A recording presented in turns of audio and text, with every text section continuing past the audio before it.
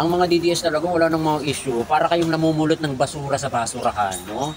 Ginawa nyo pa talaga ng issue si former Vice President Leni Robredo, yung pakikipag-meet kay PBBM na kesyo ganito, ginawa ni Leni kay PBBM tapos ngayon tinatanggap.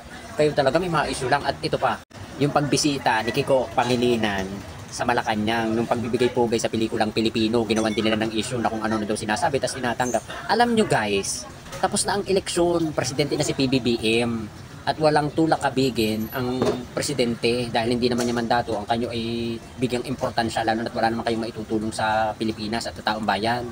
No, lahat kay PBBM walang kulay, lahat tinatanggap. Tapos ng eleksyon hindi na naman naglalabanan ngayon. At ang mandato ng presidente ay maglingkod sa taong bayan, hindi pag-away-awayin kasi kayo mga DDS kayo, literal ang pagiging violente nyo, ayaw nyo ng pagkakaisa. Huwag nyong igaya si PBBM sa sinusuportahan nyo na literal ang pagiging violente. Kay PBBM walang masamang tinapay, lahat tinatanggap. Kahit nga kayo mga DDS kahit pa below the belt ang ginagawa nyo, dead ma pa rin. Kahit sobrang paninira na, dead ma pa rin. Dahil hindi niya trabaho ang bigyang importansya, lalo na kung wala naman kayo maitutulong sa taong bayan. Kayo na lang ang maging violente, kayo na lang ang walang pagkakaisa. Kasi kayo, hindi kayo marunong makiisa, ayaw nyo ng pagkakaisa, ang gusto nyo kagulo. Kaya kayo mga DDS, wag kami. At ito pa pala, ipapakita ko sa inyo. Tingnan nyo, ito, welcome pa rin kay PBBM.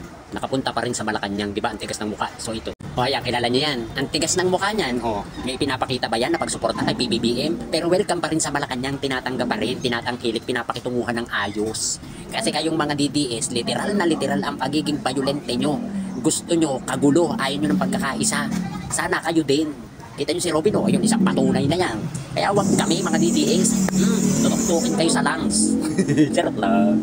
Pero real talk, real talk. Si Robin nakapunta doon, tapos kini-question nyo, ginagawa nyo ng issue, si Leni Robredo, at saka si Kiko Pangilinan.